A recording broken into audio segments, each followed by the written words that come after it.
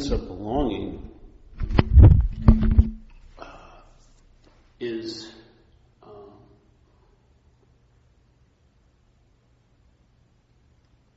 sort of the antithesis of what condition you were in, which was isolation. Yeah? So you know from the sense of belonging, you get a realization how isolated you were. While you're really isolated, you may really think you know, but you really don't know it until you're free from it. Yeah? So, and it's incredible how all the relief from the disease of alcoholism, yeah, really gives you a very strong understanding of the symptoms of alcoholism. When you get really relieved from them, you get a real good understanding of them. So like, I've obviously terminal uniqueness and isolation is a main thrust of alcoholism gone wild. You're going to end up feeling that no one understands, you're so unique and special, and no one's ever done what you've done or thought what you thought, and it's just a crock, really, but you're living in that, and it keeps you immune to ever hearing anything else from anyone else. You can't seem to learn anything because they don't understand. Yeah? So a sense of belonging is like when that shell gets broken, then you feel a sense of belonging with the group. So everything, but you then, from there, just like when the first meeting I went to, I felt a little hope, yeah? It allowed me to feel how hopeless I'd been for the last 10 months, because I had been in a program and left and was on a 10-month run, Ended up at a Salvation Army men's meeting. And in that, I felt some hope, and therefore my mind allowed the hopelessness to be really sensed. That's what it is. That's exactly what it's like. You'll know the problem from the solution. That's really how you know it. You can't know it. You can know its effects, but you'll still be suffering from them. That's not knowing it. That's like self-knowledge, yeah? Self-knowledge avails us nothing. It doesn't lead you to the freedom from self. You just know the bondage a little better, which actually makes it more painful in a way. I mean, in a sense, in that level, ignorance is bliss. I'd rather not fucking have this information. Just like when people go back and drink, they have a head full of AA and a stomach full of alcohol. It really sucks. It ruins every party. Because, there's an understanding now. So it's much better not to have that and just go blissfully on, ignorantly. And at least you'll get some sense of relief and whatever, how temporary, and then huge avalanche of consequences. But you'll seem to be doing all right in a good way. But so you know the problem from the solution. Now that's just not with alcoholism. So what we're saying here is there's an inherent problem prior to alcoholism that everyone seems to be under, which is self-centeredness. Yeah. So self-centeredness is quite, the statement describes it really well. Everything seems to be centered on self. Let's say everything obviously isn't centered on self, but your attention and interest is centered on self. Yeah? So I would say that self-centeredness provokes a lot of need to get relief from self-centeredness. Yeah? So the self-centered system isn't really a benign, happy-go-lucky, very harmonious, balanced system. It tends to provoke or irritate the mind quite a lot into a state of agitation. And then the source of the agitation is now sought for counsel about how to get relief from the agitation. Yeah, that's the trickiness. You're not going to find a solution from the problem. The problem is going to give you tons of solutions, but they're not going to be a solution to the problem. They're actually going to compound the problem. Because there's nothing like a problem after you've been applied about 8 solutions to it. And it's sort of like a bug that gets immune to the antibiotics. The more you apply, it just gets stronger and stronger. You have to see there's a strange thing going on there. Maybe part and parcel of the strength of the bug is the application of the seeming solution. Yeah? Maybe it's actually feeding on the solution more than you think. Maybe the solution isn't really a solution. Maybe it's just an extension of a problem, sort of like the dualistic extension of a problem, which would be a solution. Yeah? So maybe the real problem is problem and solution. It's not like this is the problem and then there's a separate, totally different solution. I would say there's a system of problem seeking, problem solving, which has a lot of solutions, but it's actually an extended version of the problem, the real problem. Yeah? Because the real problem, in a way, I don't believe it is a real problem, but let's just use the word real, is, like it says in recovery, self-reliance has failed us. That's the real problem. So if you're relying on the problem to give you a solution and you take it, that would be the problem. Yeah? If you follow the logic that self-reliance is the problem, it's a failed system. So every time I'm relying on the failed system to give me advice about the failed system is part and parcel of the failure, the living failure of the system. So self can't get out of self. Yeah? So now it can be intellectually understood, but if you ever get the flavor of it, it's amazing. When you really see the futility of self relying on self, it's mind-boggling. It's mind-blowing. Yeah? Because something that was just working unimpeded, very loud, but it doesn't seem to be even a whisper to our attention and interest when we're under the trance of self-centeredness, but it's really loud and clunky when you get removed from it. And it's failed. It's a failed system. It doesn't work. Yeah? So the abstaining from a solution is actually the solution. Yeah? To abstain, to seek a solution, is actually the solution. Yeah? Because self can't get out of self. And so just maybe, if there was a total acceptance and a total dropping into it, you may find that you were never in it.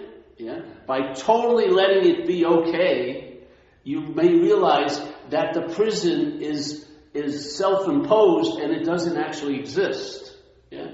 But every movement or that drive or that seeking to get out of it is how you're actually in the prison. Because there isn't one, you can only appear to be in one, and and a very, very hidden strain of appearing to be in one is trying to get out of it. Yeah? Trying to get out of self is just another form of being in self. But it's only an appearance. There's no place, there's no prison of self that that's in like Kentucky or somewhere. Yeah? Or maximum security self. There isn't any place. It's an activity of mind. And part of that activity is the pursuit to get relief or to get out of it. Yeah? Yeah. So if you see that as a form of being in it, man, that can stop a huge amount of activity or agitation that the mind's involved in. And when the mind starts chilling out from seeking a solution to the inherent problem, that's the solution, is when the mind chills out. Because now it's not agitated, and it's the peace of mind which is the solution. Yeah? And the ability to enjoy the peace of mind is available, because now you're not being driven away from that goal, because once it becomes apparent it's here, another goal has to be placed for the seeking to have validity. Yeah? So if you ever found what you were seeking for, in a very short period of time, that wouldn't be what you were seeking for. It would be changed into something else. Yeah? It's never going to be, you're never arriving. See? There's a promise of an arrival, but there's never an arrival. When you arrive, you immediately partake in another journey, because that ain't enough. That's not exactly what I was looking for. Yeah? Yeah? So you're basically being driven almost like a herd, yeah? Enslaved to this seeking, this engine of seeking, because the seeking binds the mind when there's the feeling of being the seeker. Yeah? So if I see someone else seeking, there's not my tons of judgments about them don't arise. But if I feel I'm seeking, tons of judgments about it arise. Yeah? Because it's not the seeking, it's the seeker. See? Seeking is fine unless I'm doing it. See, if I'm doing it, there's a lot of reasons why it's not okay. You're fine. But me, I should be way past that. Yeah? So it's not the seeking, it's the seeker. Yeah, yeah. So when there's something happening, the mental process puts writes a little story on it, and it remembers Paul. So when something's happening, there immediately is a vague feeling that there's someone there that it's happening to, or there's someone there that is doing it. Yeah? Now, there's no proof in that. All the proof is a feeling arose. Yeah? That feeling arising and become conscious of doesn't prove that there's a feeler. It really doesn't. There's just a feeling. Yeah? The mental process takes the feeling and makes a feeler. The mental process takes the seeing of a thought and makes the thinker. The mental process takes an action and makes the doer. Yeah? That's what it does. It remembers. It remembers the doer. It remembers the seer. It remembers the thinker. Most of it's rooted in memory. Yeah? So you're remembered. So conscious contact is constantly claimed by the remembrance that you're the one that's doing it. You're the one who's seeing. You're the one who's feeling. You're the one who's tasting. You're the one who's touching. And so you're immediately bound to the idea of being the doer or the haver, yeah, the self, this inherent separate entity. And now you become the pseudo-one. If you want to use the term God, God as the only one, you start playing God, your mind. You become the only one. Yeah? So everything is coming out from, let's say, oneness and nothingness, comes through this camera, and then it just keeps extending, and more things happen, and more experiences, more ideas, more this, more that, millions of more people. If you look at a yard, so much stuff is growing and manifesting, yeah?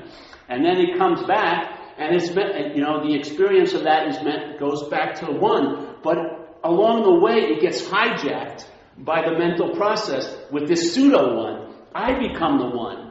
And instead of calling that God Yahweh, I call this God me. It's the same status. Yahweh, the God of all gods, me, the me of all yous. There's only one me in these billions of yous. And I am different. I'm either worse or better, but it's never a homogenized all of us. There's always an exception, an exemption, because it's me. It's me. So now the mental process has hijacked and bastardized the idea of one, and now you are the one. You are the one. Yeah? And I tell you something, your mind can't take it. For you to be the center of the universe, which is, I'm using a visual here. For you to be the center of the universe, here's the me, slowly going to the center of the universe here. For you to be that, it's way too much. You see all the mental illnesses that occur, all the neuroses, all the panic attacks, all the anxiety, all the worrying about what's not happening. All of these is a mind gone wild. It's sick. Yeah? It's usurped or claimed too much juice. Yeah? It just did. And now it's suffocating under the meaning that's being distributed to everything. Everything becomes so profound because it's about you. The one. Yeah? There is a solution. It couldn't have happened. It's an impossibility. Beyond an impossibility.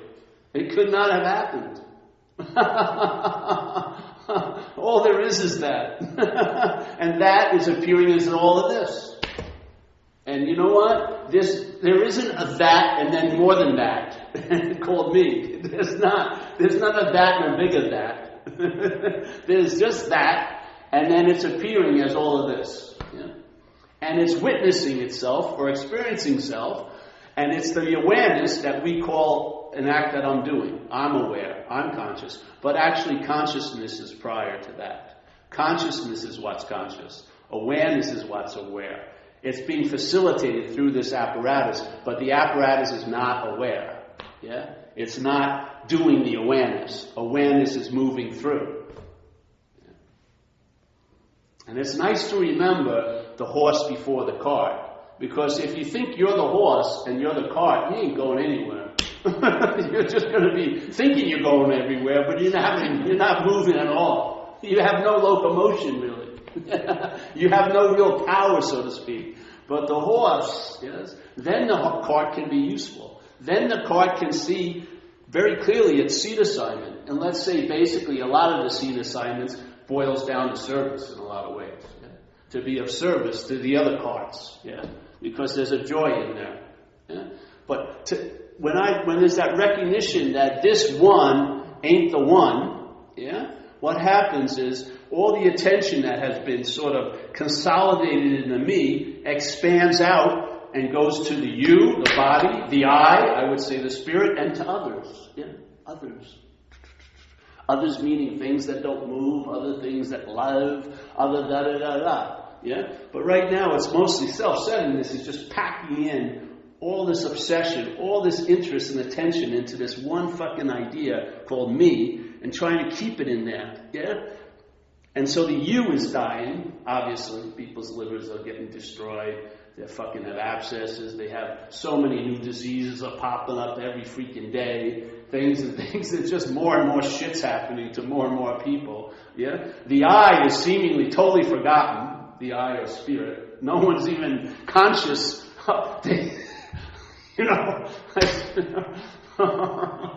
Don't get me started on that. Please. So there's the I, and it doesn't matter to the I, but there's a parcel of how we're traveling.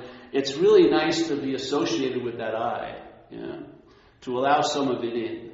And then there's some kind of wisdom occurs through the you that will surprise you. A different kind of intelligence, not a thinking conceptual one like the mental process, but the body has an intelligence in and of itself. Sometimes it senses things and da-da-da-da. Yeah. And it does a whole lot better without the me on top of it. Yeah? That's what happened. I had incredibly profound experiences of that when I went to Delancey Street. It's this drug and alcohol program. I basically surrendered what you would call my will and my life to them. They told me what to do pretty much 24/7 for 2 years. And you know what? I did better with them telling me what to do than I ever did with me telling me what to do. Because they didn't see me as a me. They saw me as a fucking run-of-the-mill alcoholic addict you. Yeah. And that was a much clearer observation of this activity than my idea of it. My idea it was me. Which made me totally blind to the condition that I was really in. Because the me had a story about the condition. But they had no confusion of what I was. They were very clear what the fuck I was up to. So, by them directing my life, hey, I did a whole lot better in there. Yeah? As soon as I left, the me sort of took over again. And it took me 10 months because I had health and I was run down into the ground once again. Because this me, whatever you want to believe, this me is infected with a very intense parasite called alcoholism. So when this mind gets obsessed with this idea of me, it ain't just the me it's getting obsessed with. There's a huge bug coming with it called alcoholism. Yeah? And that alcoholism is going to have a lot more potency than any ideas I have about the me. You know what I mean? And it's going to really be the lasting tattoo of my life, not the little henna tattoos I think I'm applying, but it's going to be the lasting one.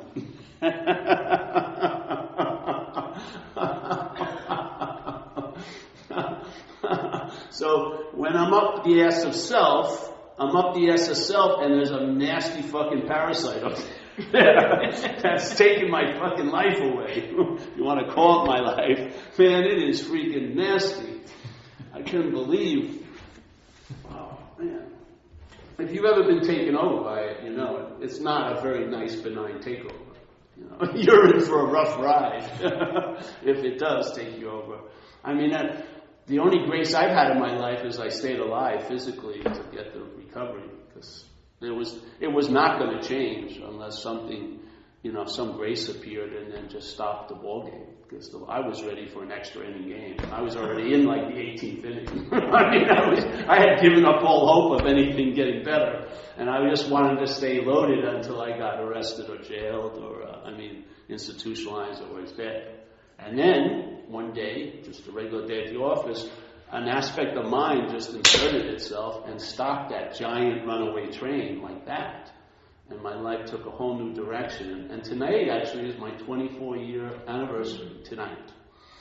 For 24 years, I've been on a different track. Yeah, this track has This track is really cool because you're not under the train. On this track, you're actually riding in the train. You get to see some scenery. You know what I mean? You're not getting ground up by the train and dragged. So it's been a much nicer ride for the last 20-something years. And it keeps getting larger. And see, it's amazing because it never goes into a tunnel, this train. It just goes into larger and larger vistas. Where in self-centeredness, you're going down a very dark tunnel, and the tunnel gets smaller and smaller. This is the opposite in a way. It opens up more and more. It's like, one, in self-centeredness, the aperture of your mind goes, and tunnel visions, the aperture of your mind goes, and opens up this way. In self-centeredness, it opens up, it closes this way. All of this gets forgotten, and all the attention is on that. Yeah? This way, that is unzoom. You zoom away from that, and it opens up, and you get this large vista. Yeah. It's like living in a room with only like a small 2x2 inch portal or a giant picture window. It's really that simple. You're pointed in that direction. You're going to look out that way. This just provides you a picture window instead of a little fucking telescope, telescopic little hole. Yeah, so my opinion about the diagnosis of alcoholism is that it is truly the act of being identified as a long-lasting, independent, separate entity.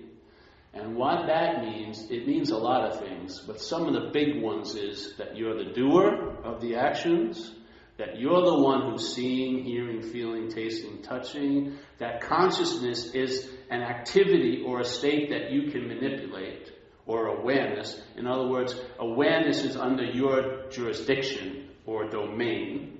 Yeah? And you believe this world is real and solid. Inherently, everything has its own quality, and no matter how much you fuck with it, it still has that essence of quality. Yeah?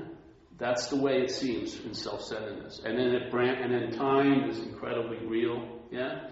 We believe there was a yesterday and a tomorrow. We also believe in the reality of all these things. And we live as if that's so. Even though you could change your whole experience by just putting a different tinted pair of glasses on, which would give you an example of how fragile perception is, how it can be altered like that. But we still this assumption is very strong. It keeps reinvigorating it, even against a lot of evidence that it's malarkey.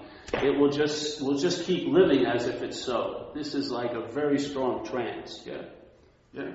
Even though if time, how can something, when I'm doing something I like, time flies by, and when I'm doing something I don't like, it seems to drag. And you think time's like an accordion, or is it your mind, giving it its elasticity? Or is time just fucking with you? Let's go. You're at work. You're having a really good time. Really fast. What the hell? Fuck, I'm getting gypped here. Time is out to get me. No, you're the one. Your mind is giving it the meaning it has. You don't have to, but why not follow it back? Do you actually think time is like an accordion and it just whimsically decides, today is going to go really slow? Really terrible. And it's laughing somewhere. Look at fuck you. No, obviously not. Where is it coming from? Where does the idea and the experience of time come from? Is time a solid presence here? That's how in self-centeredness you take it. You believe time is real and time is imposing itself on us. Yeah? Even Father Time, we're all going to decay and die. Yeah? But is that really what we are, is what decays and dies? Or is it a body that decays and dies? Yeah? Isn't there maybe something that enlivens the body that can't be seen? Yeah? You can't take an x-ray of it. Yeah? And that what enlivens the body is actually what we are instead of the body it enlivens. Yeah? But the thing is, we can entertain with that, but if you entertain with that as the self, that ain't entertaining it. That's entertaining the self while you're entertaining that. That's what self-centeredness does. It preempts whatever you're entertaining by throwing in that you're the entertainer. Yeah? It will neuter any possibility anything could free you in a sense, because what's looking to be freed is the activity of the bondage. Yeah? So the activity of the bondage will lead you to a lot of messages that offer freedom, but you, the one that thinks it is searching for their freedom, can never be freed because you were never bound to it. It's an impossibility. It's very difficult to get out of something that isn't so. It is. You cannot escape from an imaginary place. It's just impossible. Yeah? I don't care if you have the greatest map and it's from like 2000 BC and it's the first spiritual movement in the world. It still ain't taking you out of nowhere. You can't get out of nowhere. Yeah? And it's an absolute. It's not like, you can. You really can. You can get out of it. It is really real deep down. It's sort of like Ramana Maharshi explained it once, where he was a master from India. And he says, so here's one situation. A person sitting in the auditorium watching the movie of life. And he has a very strong realization it's not real, yeah? He sees it, this is ridiculous. How could a guy like George Bush ever get elected to presidency if this was a real place? I mean, come on. It's gotta be. It's just so fucking absurd.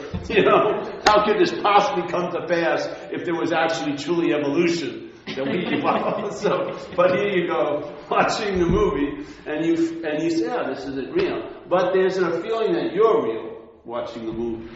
Now, Ramana Maharshi said, all right, so here you've decided you've recognized the circle of what's unreal, but you seem to be excluded from it. He says that feeling of you is included in it, and there's no point, I'm adding this in, that you're not going to be included in it. There's no point when you feel like you're Paul, that historical action figure, are you out of it?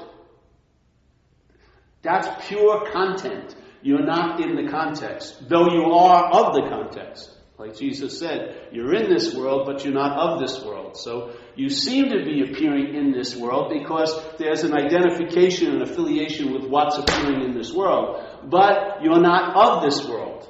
Yeah? Now the mental process claims that also, that it's not of this world. But it is of this world. It's coming from the brain. Yeah? So it's not of somewhere else. But it doesn't really affiliate with the body. Yeah? That's why you say, I have a body. People don't say, I'm the body often. Do they? No, they don't. The mind believes it's not the body. But it also doesn't get that it's spirit. Yeah? So it's living in its own little mental realm, and it plays God. That's what it does. It's playing God to avoid the recognition of God. Yeah? If you're busy playing God, it's very easy not to recognize God. Because playing God, you could play the act of recognizing God, but that would be you playing God about God. Yeah? So when there's a real desire to know God, really the main emphasis is on the knower of God, not on God. Like a lot of great teachers like St. Francis and everything would say, it's in self-forgetting that you're reborn. So it's in forgetting you. In other words, this mental presence is forgotten and it's inherently absent, and it is inherently absent. That's when you sense the presence of what we call spirit. But you don't sense the real presence of spirit when you're present. For you to seem to really be present, it has to be seemingly absent. The mind can't allow it to be here because it would invalidate it being here. It would be an incredible repudiation of its whole fucking historical linear story. Yeah? If the presence really showed up, you would be seen as absent soon, like in a nanosecond. Yeah? So its whole drive is, hey, I'm going to play God, and then by playing God, I can avoid God in a way. Yeah? Like it says in recovery, quit playing God is like the biggest requirement. It's the biggest unspoken step. It precedes the biggest concept of AA, which is surrender to your will and your life. It says first, You got to quit playing God. Then next in this drama of life, God is going to be the director. We're going to be His servants and stuff like that. But first I would say has more importance in a sense. If you look at it in a linear way, first has more importance than next. Yeah. So first you got to quit playing God. Now the beautiful thing is you can quit playing God because that would be God. That would be what's playing God trying to stop playing God, and it would go on ad nauseum. Yeah? But if you are not that which plays God, that's it. That's quitting playing God. You are not that which is playing God. If you try to stop playing God, we've tried it, a number of us. It's more playing God than ever. You're watching every second, you know. You're vigilant up the wazoo. You're like tight as hell. I can't. Bad thought. No. You know. But if you're not that which is playing God, that's how the quitting playing God becomes an experience. Yeah? And then what occurs is, what wasn't obvious becomes super obvious. The presence. The presence of what? Let's say awareness or consciousness. Yeah? And then it's really funny, instead of striving for that experience, you recognize you are that. So there's no striving to have an experience of it. You're now in the state of it. It's much a higher form. An experience comes and goes, yeah? And has a lot of variation. A state is much more stable. Yeah? It's just like one of the big movements in recovery. One of the highest activities in recovery is when you don't die and you have to go through the process of surrender. Yeah? It's a pretty high event because, let's say, self-will kicks in and you get stubborn again and defiant. And then if life starts kicking your ass. And then if you're lucky, there's a moment of surrender where you admit your powerlessness. I'm sorry, I played God occurred again. Please. Okay, you're alive still. Hey, you can, atone. All right, I'm not that. I'm totally powerless. Then the power comes in again, yeah? But this, you don't have that experience anymore because now you're in a state of surrender. It's different. But it's much sweeter because it lasts, yeah? It's not like a relief after a big build-up to a crescendo. There's just no crescendo. It's just relief, yeah? Ongoing relief without the opposite. You don't appreciate it by its opposite, yeah? A lot of people, oh man, it feels so much better I'm out of that, yeah? But this is, you don't get the joy of that experience, but you get the state of never being in it. Yeah? Then things start stabilizing, yeah? You're inherently free. You become like a free-range alcoholic, You have a whole life and you're doing whatever, and your seat assignment has certain details that you can't break over. If you cross the line, sometimes you'll get severely, you won't, but there'll be a consequence. So you learn to live a certain way, and as long as you stay that way, things are just keep opening up. Yeah? The opposite of this goes zoom. And I would say the sense of largeness is closer to what we are than that contracted smallness of trying to be big. For you and I to be big as a self, everything else has to be made small, really. You live in a very small world that seems so big. This is like that's relinquished and the world gets huge. So if the diagnosis is correct, you should get a certain amount of relief. That's what happened with me. That's why I feel the diagnosis is verified, because it didn't come from reading or studying it. It came from the solution. And then I put the words together, and it just made sense that, so it's not just obsession with self.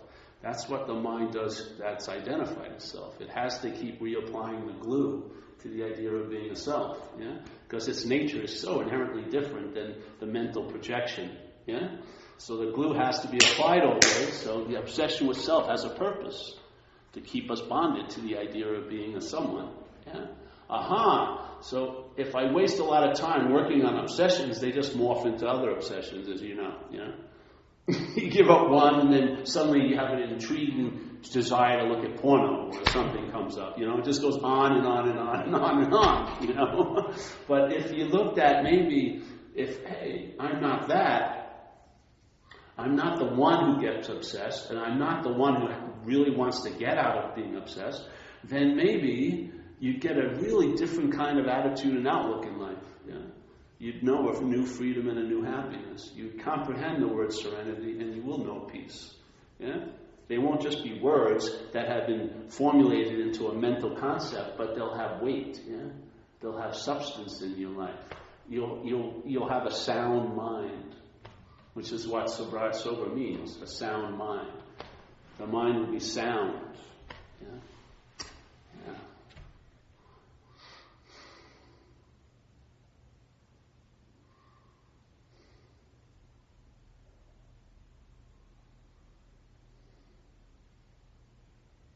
And then you sense nothing. A lot, really. You can sense the presence of what's not being seen. Yeah? You can sense when a note is played, you sense the silence around it. It's much louder than the note, really. We're attuned just to listen to the note, but the silence is a lot louder than the note. Yeah? And the nothingness is a lot more substantial than the somethingness, really. Yeah? It's because in nothing, the gaze can be eternal in a way, because you're never going to run into anything. So when you're seeing nothing, it just goes on and on and on and on and on. And you got tons of attention to deal with what you're seeing, perceiving to be something. But seeing nothing is like a lifelong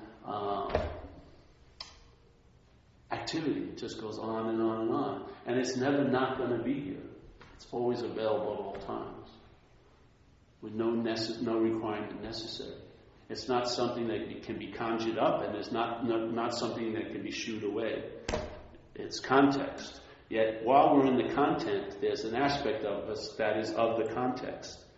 You may maybe have a quiet tune, but if you follow it, a couple of notes, your attention and interest will leave just all the thingness, and a lot of it will go to no thingness.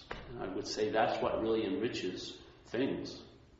The sense of no thingness really paints a whole different colors on all the things. Yeah? Just like after talks, one of the obvious results of the talks for me is all my senses get heightened. When I go eat, food is unbelievable how much it tastes. Yeah? But that flavor is coming from nothingness. And it's like a spice you can put on, it's putting on everything. What you hear, what you see, how you feel, everything is enhanced by nothingness, by the influence of nothingness. Yeah? Instead of trying to get more something and add something to another something with hopefully nothing is really an incredible addition. And the mind is attuned actually to nothingness because it's of nothingness. You can't see the mind. You can't see consciousness or awareness. You can't see interest. You can't see attention. They're all of nothingness. Yeah? And it's like they're finally going home, and it's a great relief. And you don't have to force them to go there. It rests wherever it is because what it's aware of is everywhere. Yeah? So it doesn't need to go to a special place to rest in the attention. It's in the act of it being attentive. That's the rest. Everything is infused with nothingness. Yeah? And it produces a traveling lighter that you could never have done by any self-centered activities, or you would have. But unless the mind knows or gets a flavor of it, it can't entertain it. We have no fucking idea about a lot of things here. We have tons of ideas about them, but we're not grounded in real knowledge. Yeah? But we're leaving the idea of knowing something and getting to the point, like in Zen, they have a very good statement about a very high level mind, which is I don't know. Yeah? In that I don't know, now you're open to find out. And finding out is much more convincing than knowing up here. Yeah? It can turn into a convinced activity, which means a belief with certainty, very sound, very rooted, and it doesn't get moved by the passings of situations and circumstances. Yeah? It's like unwavering. So when the mind thinks it's connected, you don't go there. When the mind thinks it's disconnected, you don't go there. You're in this and you see the movements of mind. But the movements don't truly infer or point to a someone that's moving. They produce the feeling of a someone that's moving by the claiming of them. So when a movement occurs, the mental process claims it, and it says, oh, that implies there's a mover. Yeah? So everything is claimed to point that there's a you. Yeah? This isn't denying what's happening. It's happening. But what we're, in a healthy way, is denying that there's any you it's happening to. It's totally different.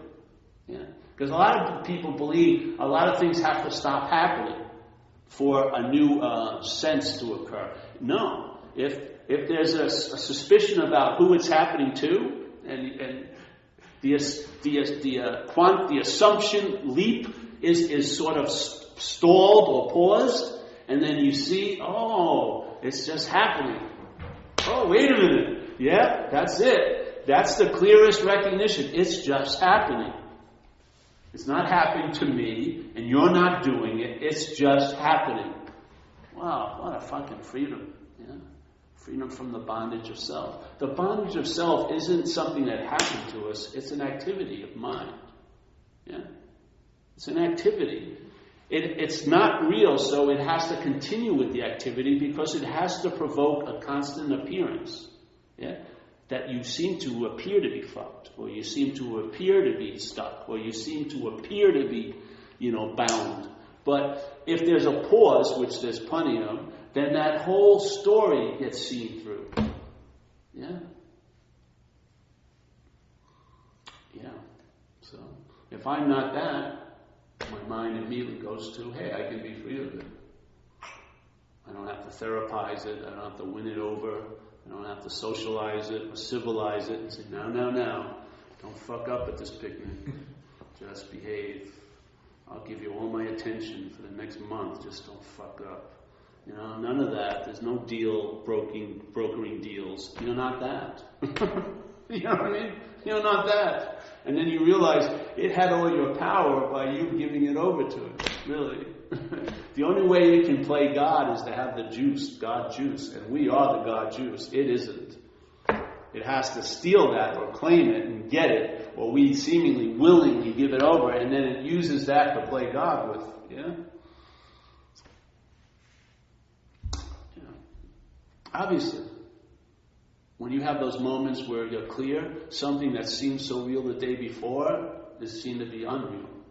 What was it, real or unreal? It was neither. It was what your mind gave it the meaning to, based on the condition or the state of the mind. Yeah? The mind fools itself. Nothing fools the mind. The mind fools itself. Yeah? So. And I'm more enthused by it now than I was before, whatever that was, 24 years ago.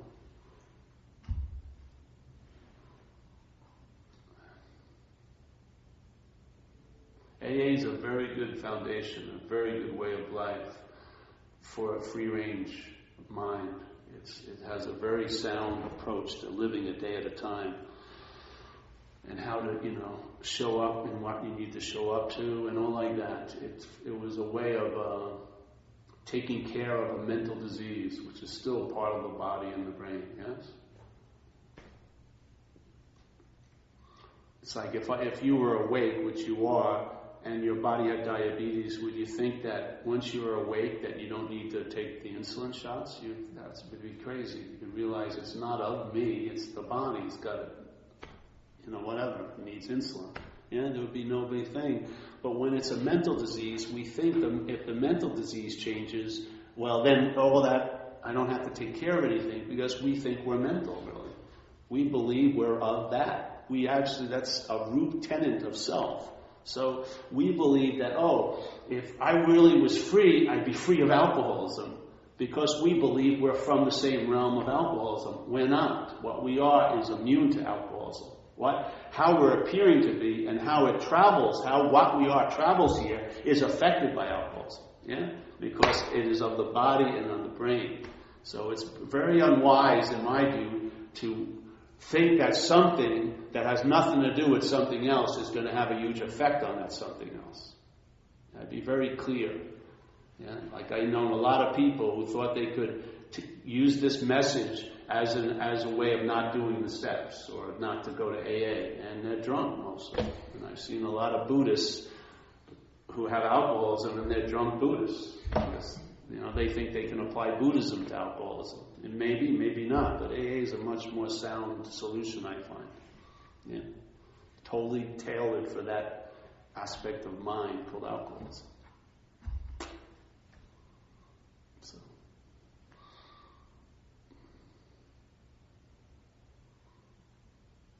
It's like Jesus supposedly said in the Bible too, you render unto Caesar's what is Caesar's. So the disease of alcoholism is from here. It's from the mind and the body. Render unto Caesar what is Caesar's, a solution. Yeah. Have a way of life that keeps it subdued. Yeah. But you're not of that. You're of that. You are of the Spirit, so to speak.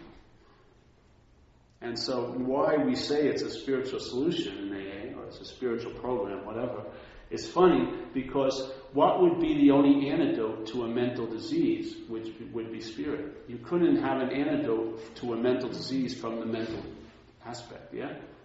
That would be like seeking a solution from the problem. So it is a spiritual solution, whatever spirit means to you, because we can't rely on the problem to get out of itself. It just doesn't work. And we can't rely on the body because the body is just like a vehicle, yeah? So it's either between mind and mind, or self getting out of self, or it's they signify somewhere else or something else with spirit, so it's a spiritual solution. So what happens? We realize we're not that idea of mind, and when you realize you're not that may be a sense of being of spirit. And that's the fucking solution. Yeah. Now, if you find ways to keep provoking, let's say, a spiritual experience, that's all well and good. But then it's still open to mind playing God with it. Because if I stop doing something, I've lost the connection. But let's say, like it says in the book, our daily reprieve from alcoholism is contingent on the maintenance of a spiritual condition. What would happen if you were a spiritual condition? That you weren't something else first that wants to have a spiritual condition, but you were the spiritual condition. You cut out the middleman and middlewoman. That would be fucking incredibly cool in a way. Because then you're established in the solution. You're not still established with one foot in the problem, trying to have a spiritual condition as a mental idea, but you're actually in the spiritual condition as the spiritual condition. That's when it stabilizes. That's when freedom really rings. So, yeah. We're just exploring that possibility. And I have total faith that it works. Incrementally or completely, but it's unstoppable if the mind entertains it. Because it has so-ness in it. It has some oomph in it, yeah. For me, it was like an unspoken yes. I heard it, and to this day, it's been the last answer. This was the icing on the cake that AA provided. It was the illuminating factor. It was like the coup de grace. It was like, yes, identification is so. Yeah. And then a door closed and hasn't opened in a long time. It's like actually been stuccoed over. It was like it never existed. That's a pretty good solution. Because if it was about managing it, my mind would always present itself as the manager, and then I would fuck up.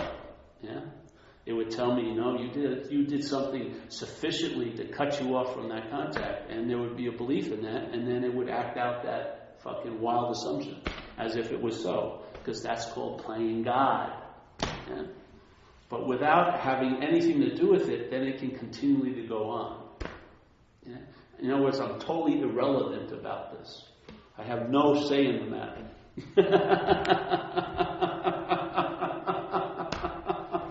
And that's why it can work constantly. Because I have nothing to do with it. It's beautiful. And if you want to remember, the only way you can remember, if you're feeling connected now, the only way you can entertain being disconnected is by remembering some vague idea that you were disconnected. Why not just enjoy the connection? Yeah.